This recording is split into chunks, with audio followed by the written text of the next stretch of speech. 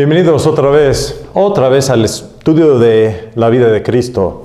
Qué gusto me da estar con ustedes otra vez. Abren sus Biblias, por favor, al Juan capítulo 8. Vamos a comenzar inmediatamente. Lo que hablé la enseñanza pasado, ante esto, es que hablamos del templo de Herodes. Y el templo de él, la forma físicamente su templo, de cuáles eran los cortes de los sacerdotes y de las mujeres y de los gentiles y de los sacerdotes también.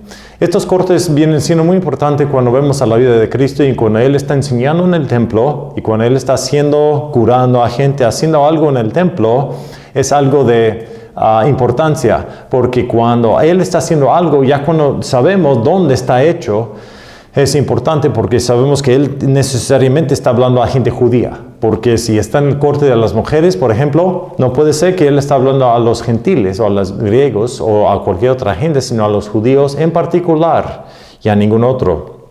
Eso se colora, si me permite, el entendimiento de lo que Él está diciendo y de lo que Él dice no es para gente gentil, es para la gente judía.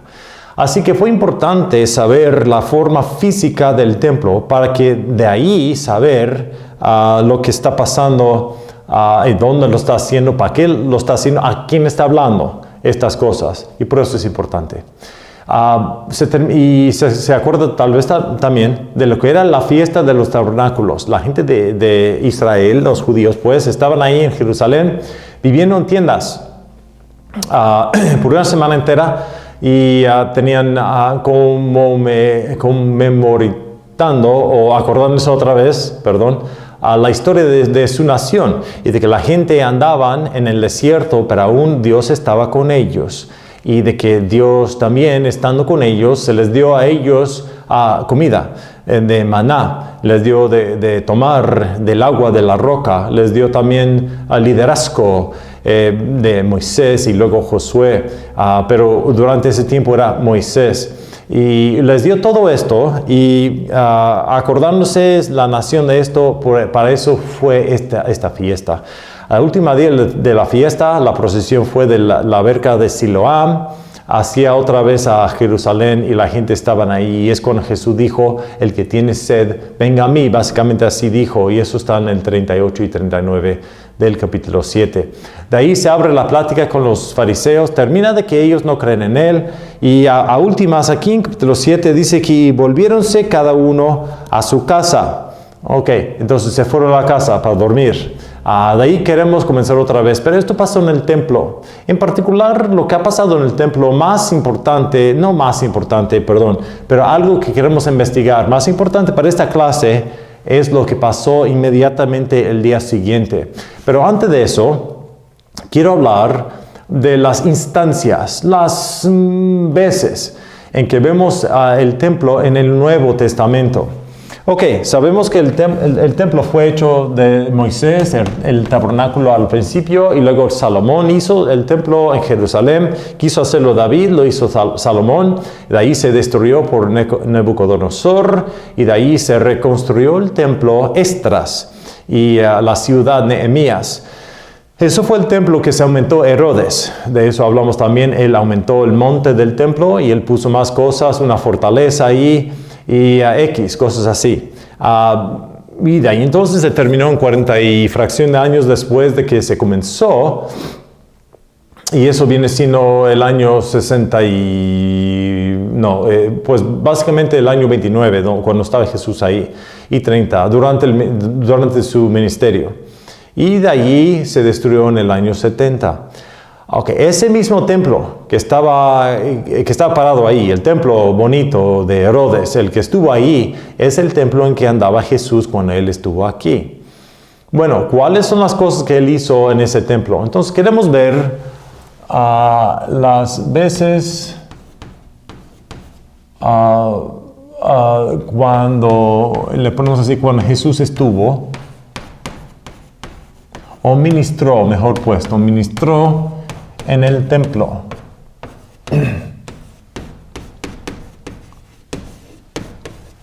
Y número 2, queremos hablar también hoy día de la mujer adúltera. adulterada. Ok. Quiero comenzar aquí, por supuesto, entonces si están escribiendo notas, pon aquí por favor las veces cuando Jesús ministró en el templo. De aquí quiero a últimas llegar a unas conclusiones de qué tiene que ver el templo con el cristiano. Ok, queremos comenzar entonces en el libro de Lucas. El libro de Lucas presenta a Jesús y me gusta utilizar ese libro porque es cuando al principio que Jesús era niño y su nacimiento vino a ser algo importante, porque ahí hubo un hombre y una mujer, Simeón y Ana, los que estuvieron ahí, pues, y tuvieron interacción con el bebé Jesús. Vino y lo llevaron a Jesús, a Simeón, y él oró a Dios que no permitiera de que él se muriera antes él vio al bebé Jesús. Y cumplió Dios pues con sus oraciones. Ana era una mujer de muchos años soltera, era viuda de muchos años y sirvió a Dios en el templo con sus oraciones y sirviendo de la manera en que pudo ella. Ella también vio a Jesús y proclamó ciertas proclamaciones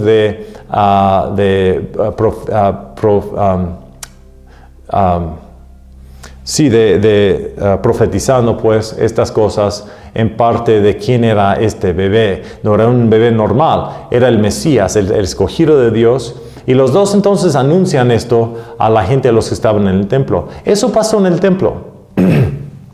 En el templo, ahí también Jesús, cuando tenía 12 años, ahí se presentaba con los rabís o los maestros de la ley y los fariseos y los saduceos, contestando con ellos, doctores de la ley, pues los que eran licenciados en la ley de Moisés. Y él contestó sus preguntas y ellos preguntaron y tenían una plática y se fueron los demás. Después de la fiesta se fue su familia pensando de que él estuvo con ellos. Pero no estuvo porque andaban en el templo platicando con los demás. Regresaron para él y se anotaron que ahí él estuvo. Y entonces él platicando y hablando con los doctores de la ley, ahí vinieron y sus padres. Pero se dieron cuenta que él estaba en el templo. Estos son eventos que pasó. Obviamente Jesús estaba de acuerdo con el templo. Eso era la casa de Dios. Vemos que cuando Salomón hizo el templo, el humo llenó el templo y ellos hicieron tantos sacrificios. Inició entonces el servicio de Dios ahí en ese edificio y Dios, por el humo que se le llenó y todo eso, decía a Dios, este es mi templo. Lo mismo pasó cuando Esdras inició. Lo mismo pasó con el tabernáculo de Moisés ante eso.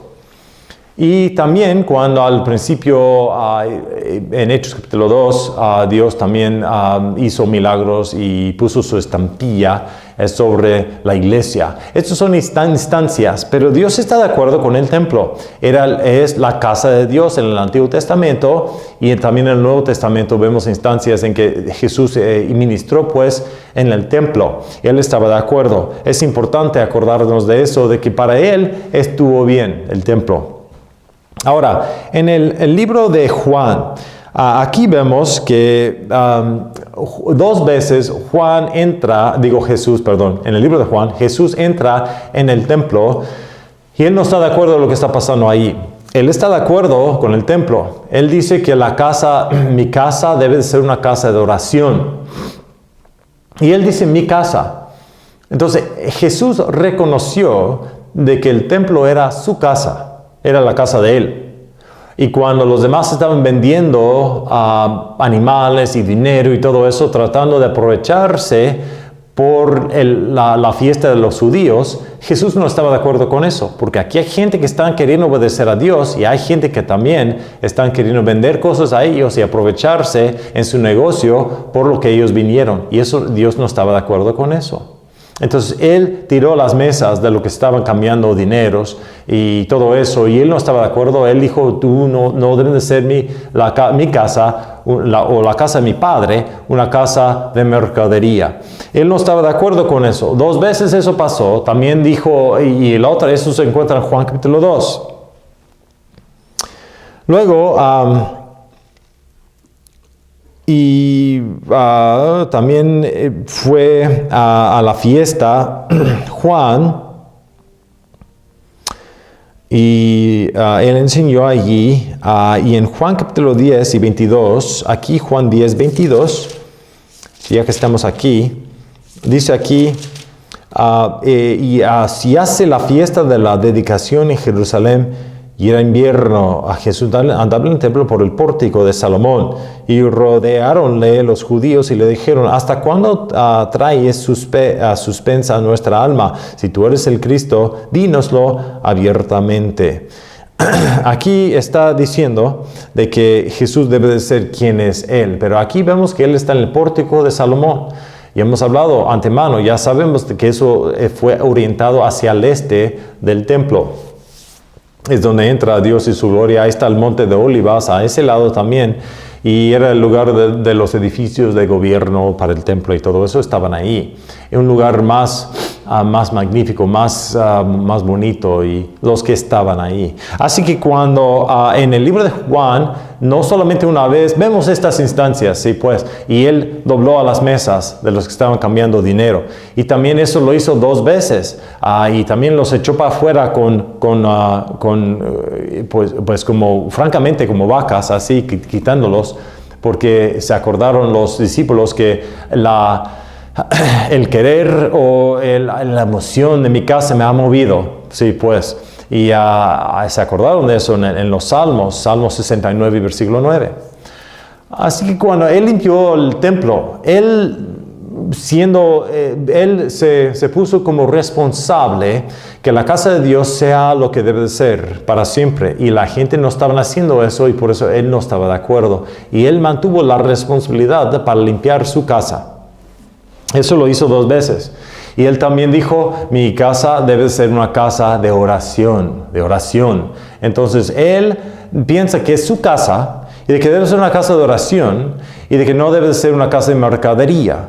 Él no está de acuerdo con eso, y él lo limpió, mantuvo ese derecho de hacer eso. Jesús lo hizo. No está de acuerdo los judíos, ellos se enojaron con él, y dijeron, ¿quién te da la autoridad de hacer todo eso? Nunca estaban al contrario de que él tenía razón. Sabían que él tenía razón, pero querían saber de qué autoridad tenía él para haber hecho estas cosas. Bueno, sabemos aquí en el libro de Juan, o entendemos que en el libro de Juan, él está limpiando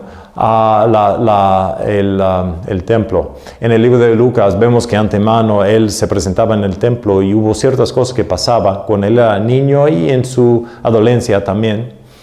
Pero también es algo importante acordar que Jesús nunca entró en el corte de los sacerdotes. Si se acuerda, de lo más por dentro del templo hubo el corte de los sacerdotes. Ahí era el corte de Israel, donde los hombres judíos se metieron.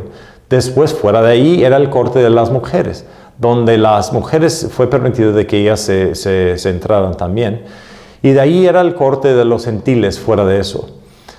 Entendemos entonces que estos cortes vienen siendo importantes, porque si Jesús quiere enseñar a la gente judía, se mete en el corte de las mujeres. Hay mujer y hombre igual pueden escuchar de él. Si él se mete en el corte de Israel, es porque él está hablando solamente a los hombres judíos. Si él está en el corte de los gentiles, entonces él está hablando a toda gente. De seguro, estas mesas de mercadería estaban en el corte de los gentiles. Y por eso él entró allí y dice que es el templo, es parte del templo, pues. Pero él entró allí y tiró las mesas. Bueno, de ahí avanzamos un poco más. La semana de su muerte, la semana de la pasión. Aquí vemos que Jesús anda en el templo porque era la fiesta de la Pascua. Y él estuvo entonces conmemorando de que Dios mató al primogénito de todas las casas de los egipcios. Y esto está conmemorando eso. Pero Jesús, pues, los judíos hicieron todo eso para pensarse y para acordarse de que el Mesías era para venir, pues, y de que Jesús era el Mesías. Francamente, todo el templo representaba a Jesús. Del altar de bronce, con toda la sangre y con el haber donde se limpiaban, en la candelabra siempre quemándose, el altar de incienso, hablando de las oraciones, la mesa de pan. Todo esto se habla, pues, de Jesús. Entonces, francamente, simbolizaba todo el templo de él. Y ahí él estuvo. Entonces él le tuvo el derecho de limpiar la casa que representaba a él y de que era para él siendo Dios. Ahora, durante la semana de su muerte, cuando él entró en el templo, vemos que Jesús andaba en el templo y él decía, ¿ves tú todas estas piedras? Ni siquiera una piedra va a ser sobre la otra, se va a destruir completamente. Eso era una profecía que daba Jesús. Eso básicamente en el año 32, 33, por ese año. De ahí, en 37 años después, se iba a destruir la ciudad de Jerusalén por los romanos, el año 70. Una fecha muy importante en la historia de los judíos y en la historia del hombre, cuando Roma se destruyó a Jerusalén y se hizo como dueño sobre eso. Ahora, eso vemos entonces en el libro de Lucas, del templo, viene siendo importante. En el ministerio de Jesús viene siendo muy importante.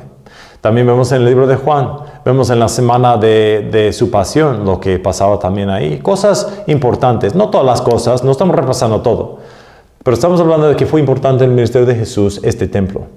Pero después de que Jesús se murió, en la época de que la iglesia al principio se formó, básicamente en el año 33 o 34 cuando él se murió, hasta el año 60 y fracción, la mayoría del Nuevo Testamento se escribió, se destruyó el templo en 70, pero después Juan escribe cosas después de eso. Y el libro de Apocalipsis básicamente el año 90 y fracción cuando se escribió y se terminó ese libro. Vemos que el Nuevo Testamento se está desarrollando, se está formando por los apóstoles, y cuando los apóstoles se murieron, entonces el Nuevo Testamento ya se formó entero, ya lo tenemos todo, no se va a aumentar, no se va a quitar. Entendemos con todo esto de que hasta en el libro de Hechos, cuando Jesús ya se había muerto y se ascendió, vemos que en el libro de Hechos el templo viene siendo muy importante.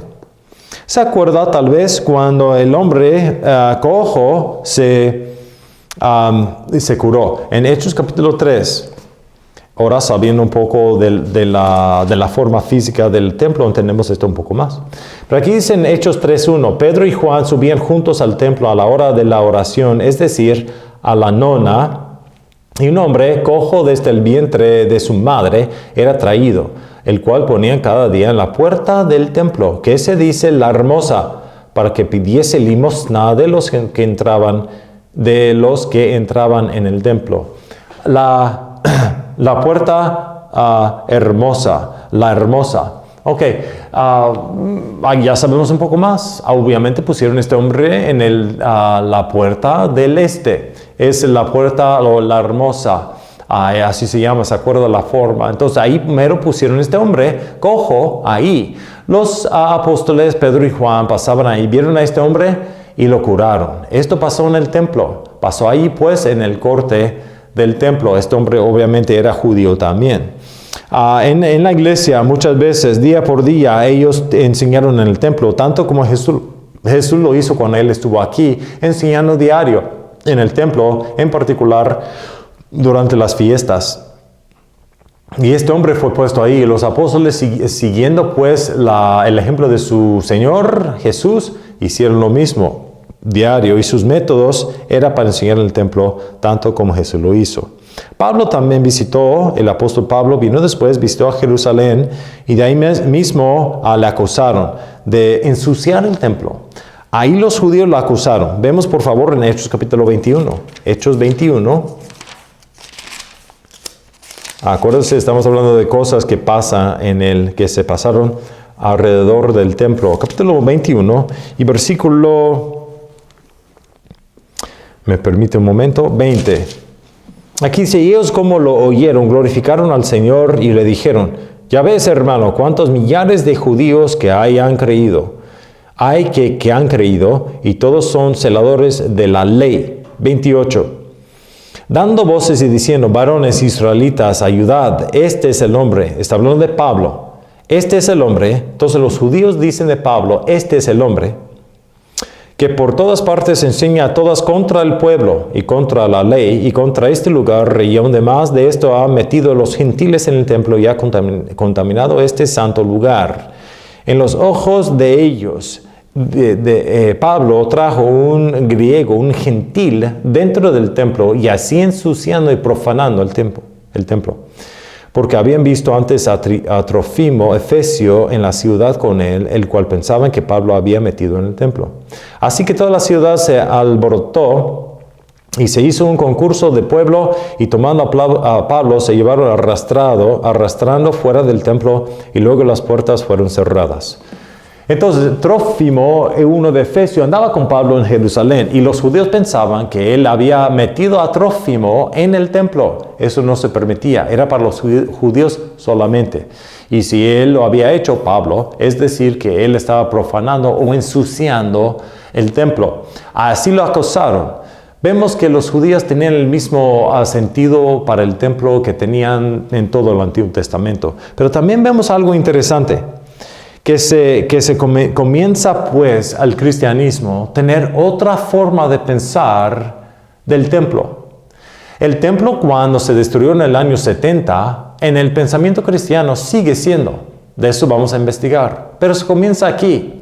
Ahí le acusaron a Pablo traer esta cosa. Pablo nunca lo hizo, de lo que sabemos. Pues aquí dice que nunca lo hizo, pero ellos pensaban que sí. Entonces lo acusaron. Y de ahí entonces le acusaron a Pablo diciendo esto. Y de ahí la arrastraron pues y fueron a preso. Y de ahí a últimas fue a Roma. Aquí entonces vemos que no solamente Pablo, pero ante eso Esteban en Hechos capítulo 7, aquí dice, o Actos capítulo 7, aquí mismo Esteban está predicando, y él dice, y sumo sacerdote dijo entonces, y es esto así, y él dijo, varones hermanos, y aquí está la predicación de Esteban. Pero esto estaba en el templo, cuando Esteban pues estaba predicando. Así que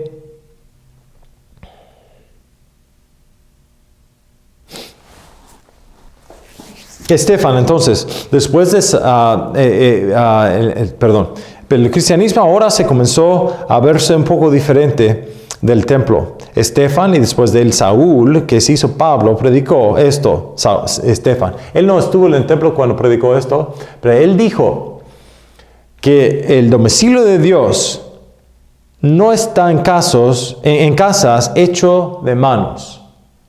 Él dijo que en Hechos 7:48, a ver, él dice aquí, el sermón de Esteban, dice, sin embargo, el Altísimo no habita en templos hechos de manos, como el profeta dice. Así que él está hablando del Antiguo Testamento, que los profetas del Antiguo Testamento decían esto, Samuel dijo eso. Y entendemos entonces que a últimas, Esteban aquí entiende que el templo, que Dios no mora en casa hecho de mano.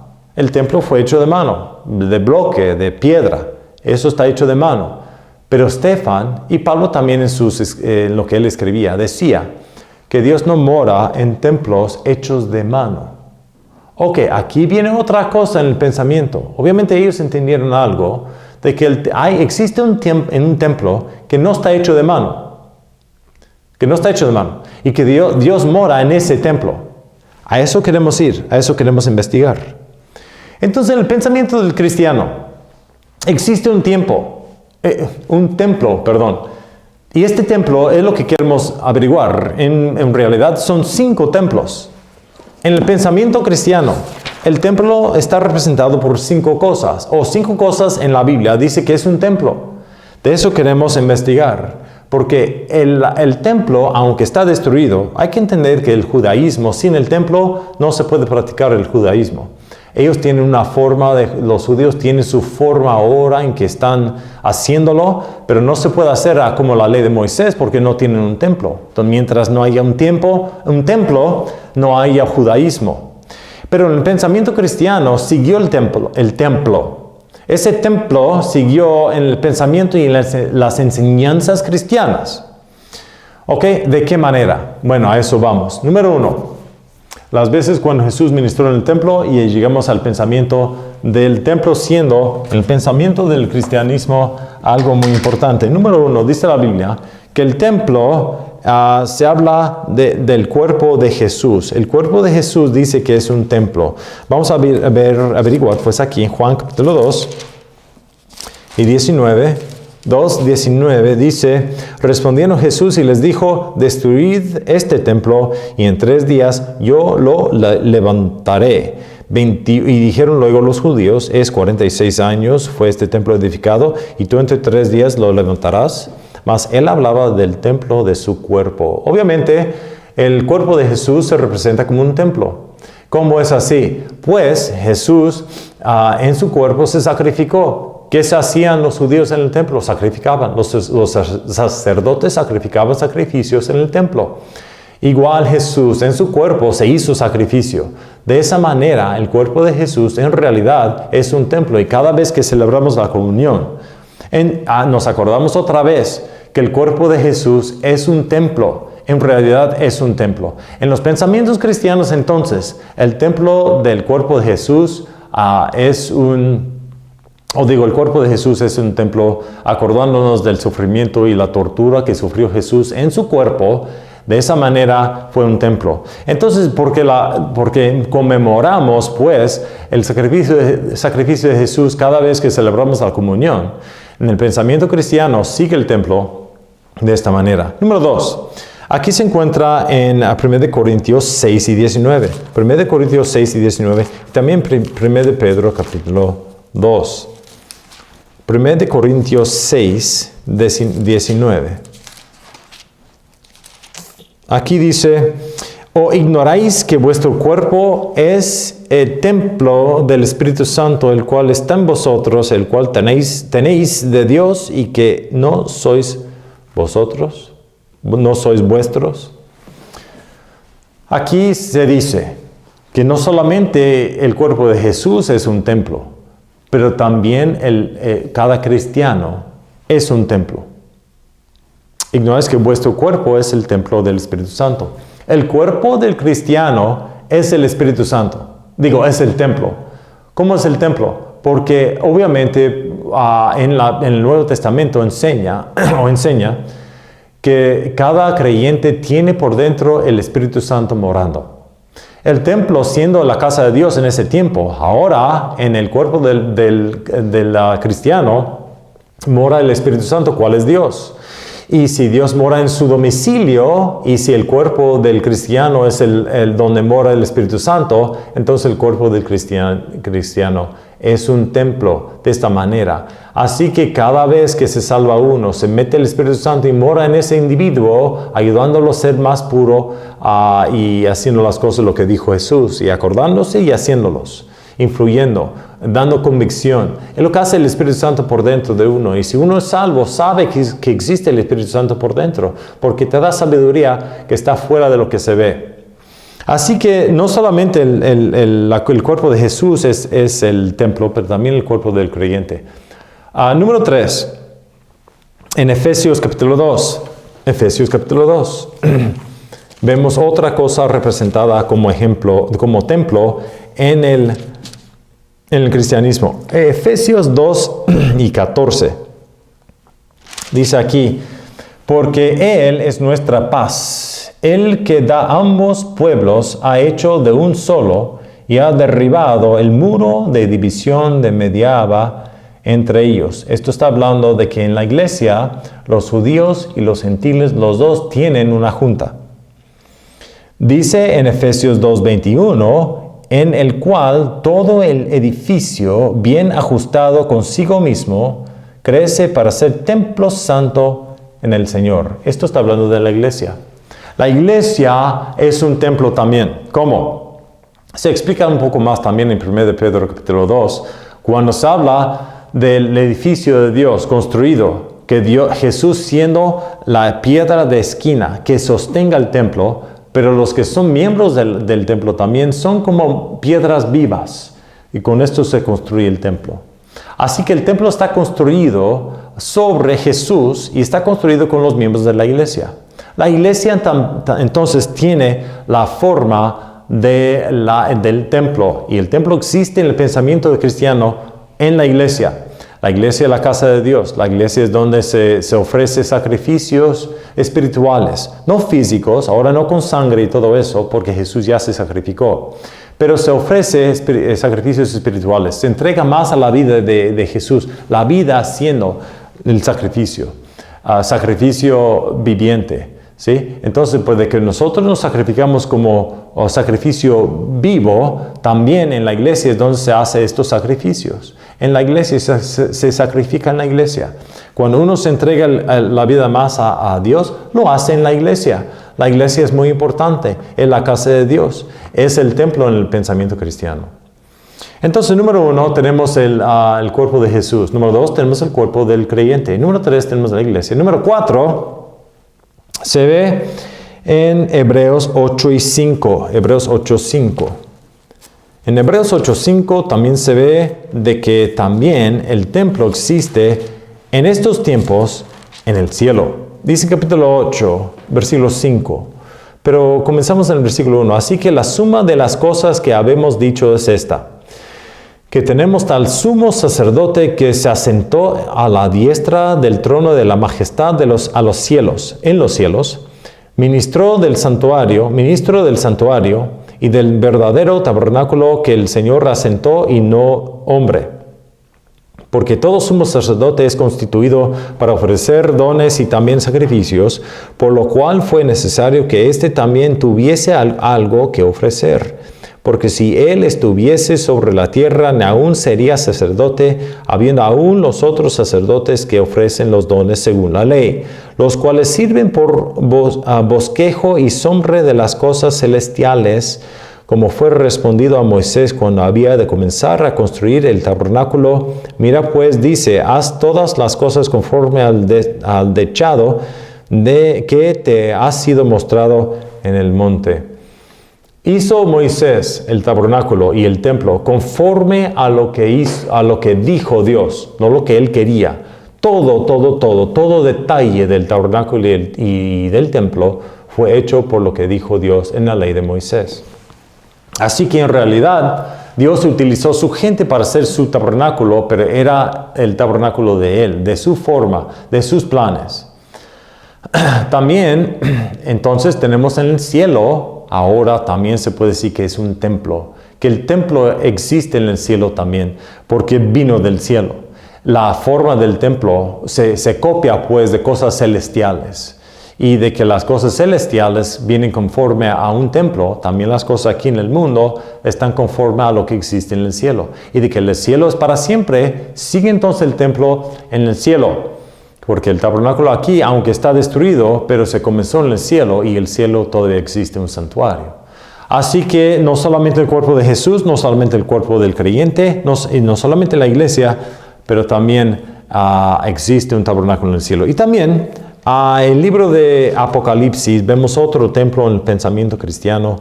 Aquí se encuentra casi al último de toda la Biblia, donde en el capítulo 21 de Apocalipsis nos damos cuenta. En 21, capítulo 22. Y no vi templo en ella, aquí en la vista de Juan, porque Juan vio estas cosas y los escribió conforme a lo que él vio. Y yo no vi templo en ella, porque el Señor Dios Todopoderoso y el Cordero son el templo de ella. La ciudad no tenía necesidad del sol ni de la luna para que resplandezcan en ella, porque la gloria de Dios la ha alumbrado y el Cordero es su luz. Aquí otra vez dice que no vi templo en ella, porque el Señor Dios Todopoderoso y el Cordero son el templo de ella.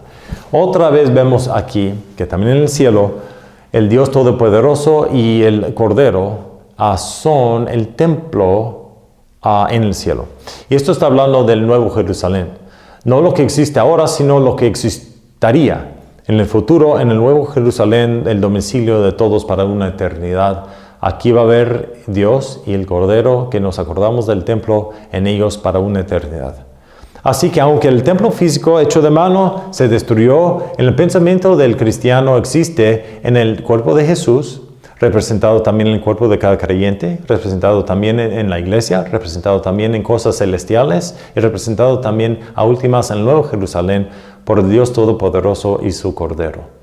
Así que el templo tiene sentido en el pensamiento cristiano, aunque el judaísmo ya se fue al lado, no se puede practicar el judaísmo porque no está el templo, pero en los pensamientos cristianos existe el tiempo de estas formas. Ok, otra cosa que se pasó también en el templo se encuentra en Juan capítulo 8. Por favor, Juan capítulo 8. Esto es el pasaje que al principio quería que se abrieran sus Biblias. Pero en Juan capítulo 8 nos acordamos otra vez que se finalizó la fiesta de los tabernáculos. Jesús entonces se subió y pronunció de que si alguien tiene sed, puede venir a él. Los fariseos de ahí disputaron con él, tuvieron su plática y todo eso, no llegaron a una conclusión, ellos no querían creer, Jesús ya se finalizó todo pues para ese día. Y dicen que 53, y volviéronse cada uno a su casa. Acuérdense que era la fiesta de los tabernáculos, los judíos se vivían en tiendas. Me imagino que Jesús tenía su tienda en el Monte de Olivas. Entonces, cuando él se partió del templo, se salió pues y se fue al Monte de Olivas, se salió por el este. Otra vez Dios ahí saliendo del templo del este también se mete por el este. Pero él se fue al Monte de Olivas. Ahí mismo pues me imagino que tenía su tienda. El día siguiente dice aquí, capítulo 8, versículo 1, y Jesús se fue al Monte de las Olivas. Y por la mañana volvió al templo. Y todo el pueblo vino a él, y sentado él los enseñaba. Ok, fácil, ¿sí? Jesús se partió con ellos, ya se había platicado estas cosas, se fue al Monte de Olivas, donde tenía su tienda, durmió esa noche. En la mañana se despertó, se levantó, otra vez se fue al templo, y se comenzó a enseñar a la gente. De seguro, esto fue en el corte de las mujeres. Ahí mismo, un evento pasó, cual es muy interesante. Aquí dice, entonces, los escribas y los fariseos traen a él una mujer tomada en adulterio, y poniéndola en medio, dícenle, maestro, esta mujer ha sido tomada en el mismo hecho adulterando. Y en la ley de Moisés nos mandó a apedrear a las tales. ¿Tú pues qué dices? Mas esto decían tentándole para poderle acusar. Empero Jesús, bajado así abajo, escribía en la tierra con el dedo. Y como perseverasen preguntándole, enderezóse y les dijo, el que de vosotros es sin pecado, arroje contra ella la piedra el primero. Y volviéndose a bajar hacia abajo, escribía en tierra.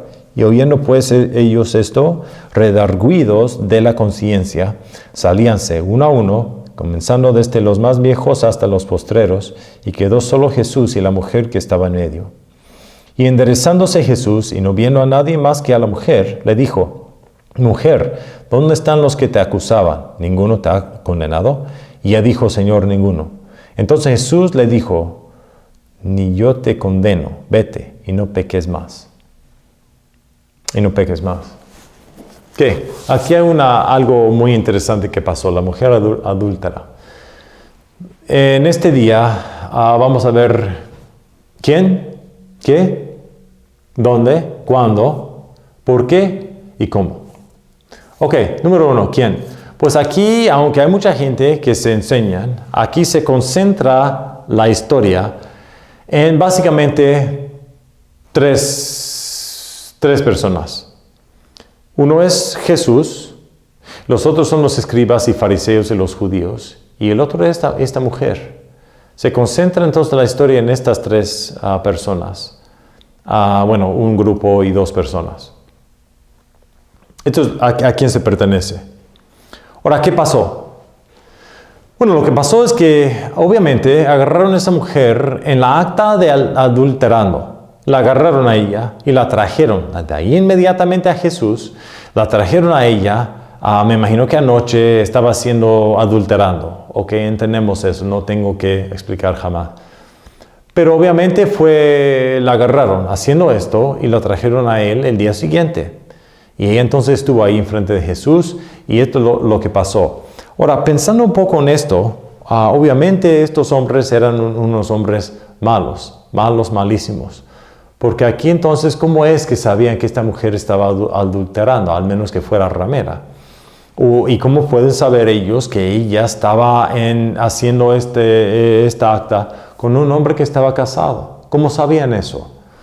No se sabe necesariamente, pero lógicamente tiene que ser que ellos sabían lo que iba a pasar. Y sabiendo lo que iba a pasar, pues le seguían a ella y ya cuando la estaba haciendo, la agarraron. Yo pienso que hay dos opciones aquí. Número uno, ¿están mintiendo? O número dos, esto en realidad pasó. No vemos que Jesús niega que esta señora es adúltera. No vemos eso. Jesús no dice que no es cierto, que esto es testimonio falso y de que ustedes no son correctos. Nunca se ve de que él dice así. Entonces llegamos a la conclusión de que más probable esta señora de veras era adúltera y de veras ella sí la agarraron haciendo esto. Para que ellos pudieran hacer eso es algo feo, pues. Son unas actas bien feas y muchos han dicho de que esta señora pues vino aquí y la agarraron ahí haciendo la misma cosa, quién sabe. Inventaron esto tal vez, le hicieron para que fuera, no sabemos exactamente, pero de alguna razón u otro, estos escribas y, dice aquí escribas y fariseos, los fariseos pues, la agarraron a esta señora y la trajeron. Ok, esto es lo que pasó. Ahora, ¿quién? ¿Qué? ¿Cuándo? Ya sabemos que esto fue durante la fiesta de los tabernáculos el día siguiente.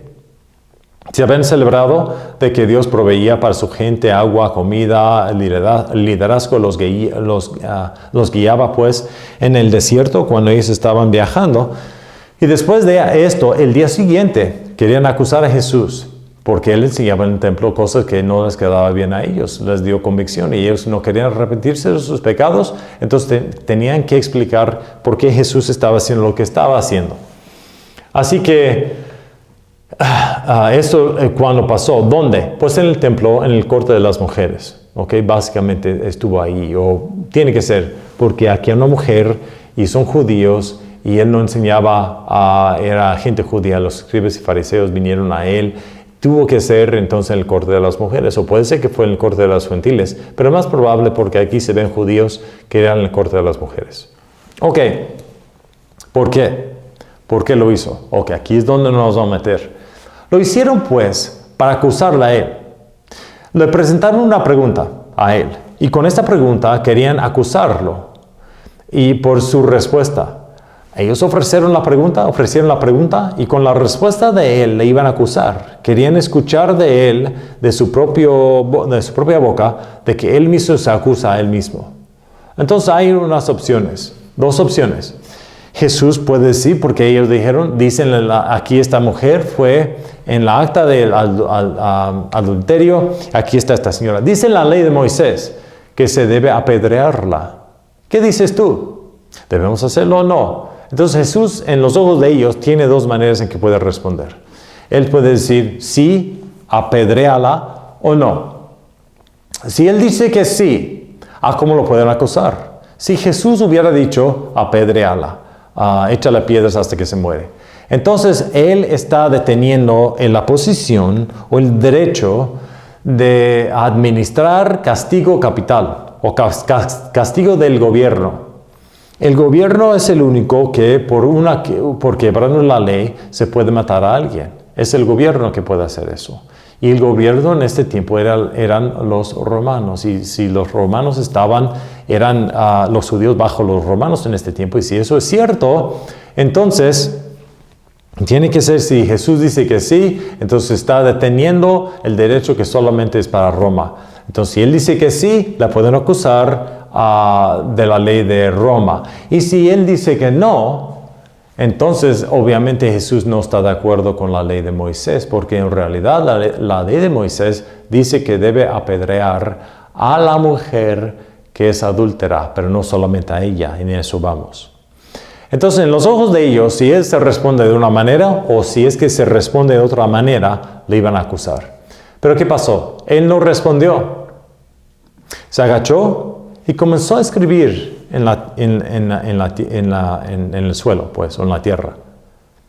Después, pero cuando seguían preguntándolo, hasta como que no los había escuchado, él se levantó y dijo, el que es sin pecado puede echar la primera piedra. Agachó otra vez y comenzó a escribir. En cuando esto pasó, dice la Biblia que por lo que ellos escucharon, tuvieron convicción de corazón y se fueron todos, del más viejo hasta el más joven, se fueron de él, hasta que no había nadie. Entonces Jesús preguntó, ¿no hay los que están condenados? Y él dijo que nadie, Señor. Entonces yo tampoco te condeno, vaya y no peque más. Entonces aquí vemos algo, una pregunta. Ellos lo hicieron así. ¿Y cómo lo hicieron? Pues para acusarlo y para decir. ¿Cómo se respondió entonces Jesús? Pues de esta manera. La pregunta es esta. ¿Qué escribió?